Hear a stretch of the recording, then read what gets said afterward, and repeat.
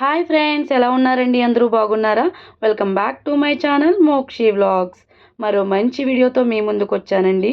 అదే పాతకాలం నాటి కొబ్బరి రొట్టె. ఈ కొబ్బరి రొట్టె ఎలా ప్రిపేర్ చేసుకోవచ్చో ఇప్పుడు మనం చూద్దాం.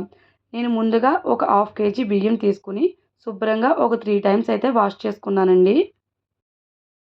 ఇలా వాష్ చేసుకున్న బియ్యాన్ని ఎండలో అయితే ఆరబెట్టుకోవాలండి. ఇలా ఒక క్లాత్ మీద వేసుకుని అవి ఎండే వరకు ఇలా ఆరబెట్టుకోవాలి. అవి ఆరేలోపు ఒక కొబ్బరికాయనైతే తీసుకుని ఇలా కొబ్బరిని తురుముకోవాలండి. ఒక కొబ్బరికాయ అయితే తీసుకున్నాను నేను. ఒక గిన్నెలో కొంచెం శనగపప్పు వేసుకుని దాంట్లో వాటర్ వేసుకుని నానబెట్టుకోవాలి. నెక్స్ట్ ఆరిన బియ్యాన్ని ఒక మిక్సీ జార్లో వేసుకుని ఇలా గ్రైండ్ చేసుకోవాలండి. మరి మెత్తగా అవసరం లేదు, అలా అని మురుంగా కాదు, మీడియంగా ఆడుకుంటే సరిపోతుంది. దీన్ని జల్లించుకోవాల్సిన అవసరం కూడా లేదండి. జల్లించుకోకుండా ఉంటే కొంచెం పిండి మురుంలా ఉంటుంది కదా, అలా బాగుంటుంది. నేను 1/2 కేజీ బియ్యంలోకి 1/2 కేజీ బెల్లం అయితే తీసుకున్నానండి. నెక్స్ట్ స్టవ్ ఆన్ చేసుకుని ఒక ఖాళీగా ఉన్న గిన్నె అయితే పెట్టుకున్నానండి. 1/2 కేజీ పిండికి 1/2 లీటర్ వాటర్ అయితే నేను వేసుకున్నానండి. ఫస్ట్ ఆ వాటర్లో నేను కొంచెం సాల్ట్ అయితే వేసుకున్నానండి. ఆ సాల్ట్ వేసుకున్న తర్వాత మనం తురిమి పక్కన పెట్టుకున్న కొబ్బరి కూడా అందులో వేసుకోవాలి. మొత్తం వేసుకోవాలి. ఒకసారి మొత్తం ఇలా కలుపుకోవాలండి. కలుపుకున్న తర్వాత మనం నానబెట్టి పక్కన పెట్టుకున్న శనగపప్పు కూడా ఇందులో వేసుకోవాలి. నేను ఒక హాఫ్ అన్ అవర్ ముందు అయితే ఈ శనగపప్పు అనేది నానబెట్టుకున్నాను. మళ్ళీ ఒకసారి కలుపుకొని మనం ముందుగా తురిమి పక్కన పెట్టుకున్న బెల్లం, నేను 1/2 కేజీ బియ్యంలోకి 1/2 కేజీ బెల్లం అయితే తీసుకున్నానండి. 1/2 కేజీ బెల్లం అయితే పర్ఫెక్ట్గా సరిపోతుంది. స్వీట్ ఇంకా ఎక్కువ తినేవాళ్ళు ఇంకొంచెం యాడ్ చేసుకోవచ్చు. ఆ బెల్లం అంతా కరిగేదాకా ఒకసారి ఇలా కలుపుకోవాలి. ఇలా బెల్లం అంతా కరిగిపోయిన తర్వాత మనం కొంచెంసేపు అలా వదిలేయాలి. అప్పుడు ఇలా పొంగులా వస్తుంది కదా, ఈ టైంలో మనం గ్రైండ్ చేసి పక్కన పెట్టుకున్న బియ్యపు పిండి కొద్ది కొద్దిగా వేసుకోవాలి. ఇలా కొద్ది కొద్దిగా వేసుకుని కలుపుకుంటూ ఉండాలి. మొత్తం ఒకసారి వేసుకుంటే ఉండలు కట్టేస్తుందండి. అందుకని ఇలా కొద్ది కొద్దిగా వేసుకుంటూ కలుపుకుంటూ ఉండాలి. ఇలా కొంచెం కొంచెం వేసుకుని ఇలా కలుపుకుంటూ చేసుకోవడమే.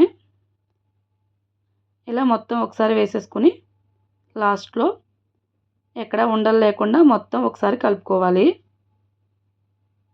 ఇలా మొత్తం అంతా వేసేసుకోవాలి.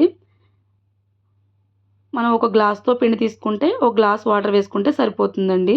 పర్ఫెక్ట్గా ఆ పిండి అనేది బాగా ఉడుకుతుంది. లాస్ట్లో నేను ఇలా 2 యాలక్కాయలు కూడా వేసుకున్నానండి. ముందుగా పిండిని ఇలా ఉక్కబెట్టుకుని అప్పుడు రొట్టె వేసుకుంటే రొట్టె అనేది చాలా బాగుంటుందండి. ఈ టైంలో ఒక 3 స్పూన్స్ ఆయిల్ కానీ నెయ్యి కానీ ఏదైనా వేసుకోవచ్చు. నేనైతే ఇక్కడ నెయ్యి వేసుకుంటున్నానండి. ఈ కొబ్బరి రొట్టె ఒక్కొక్కళ్ళు ఒక్కో విధంగా చేసుకుంటారండి. మేమైతే ఈ స్టైల్లోనే చేసుకుంటాం. ఇలా నెయ్యి వేసుకుని ఒకసారి మొత్తం తిప్పుకొని స్టవ్ ఆఫ్ చేసేసుకోవాలి. ఈ ఉక్కబెట్టుకున్న పిండి అంతా చల్లారనివ్వాలి. దాని మీద ఇలా ప్లేట్ మూత పెట్టుకుని కొంచెం చల్లారిన తర్వాత ఒకసారి మొత్తం అంతా ఇలా కలుపుకోవాలండి. ఇప్పుడు ఈ ఉక్కపెట్టిన పిండితో మనం కొబ్బరి రొట్టె అనేది వేసుకుంటామండి. నేను దీనికి నాన్ స్టిక్ పాన్ అయితే తీసుకున్నాను. ఇలా స్టవ్ ఆన్ చేసుకుని నాన్ స్టిక్ పాన్ పెట్టుకుని ఆయిల్ అయితే వేసుకున్నానండి. ఇనుప మూకుడులో అయినా వేసుకోవచ్చండి. కాకపోతే నాన్ స్టిక్ పాన్ గమ్మున సపరేట్ అవుతుందని నాన్ స్టిక్ పాన్లో అయితే నేను వేసుకున్నాను. ఈ పిండి అంతా ఇలా వేసుకుని జాగ్రత్తగా అట్లా సమానంగా చేసుకోవాలండి. ఇలా సమానంగా రౌండ్గా చేసుకుని కొంచెం ఆయిల్ ఎక్కువ పడుతుంది. నేను కొంచెం చిన్న రొట్టెలాగానే వేసుకున్నానండి, పెద్దగా అయితే వేసుకోలేదు. ఇలా కొంచెం కలర్ చేంజ్ అయిన తర్వాత దాన్ని జాగ్రత్తగా తిరగేసుకుంటే సరిపోతుంది. మీకు అలా రివర్స్ చేయడం కష్టంగా ఉంటే దోశ వేసుకునే పాన్ ఉంటుంది కదండి, ఆ పాన్ దాని మీద పెట్టుకుని ఒకసారి రివర్స్ చేసుకుంటే సరిపోతుంది. ఇలా పర్ఫెక్ట్గా అయితే వస్తుంది. అంతేనండి, కొబ్బరి రొట్టె అయితే రెడీ అయిపోయింది. మీరు కూడా ఒకసారి ఇలా ట్రై చేసి ఎలా ఉంది అనేది కామెంట్ చేయండి.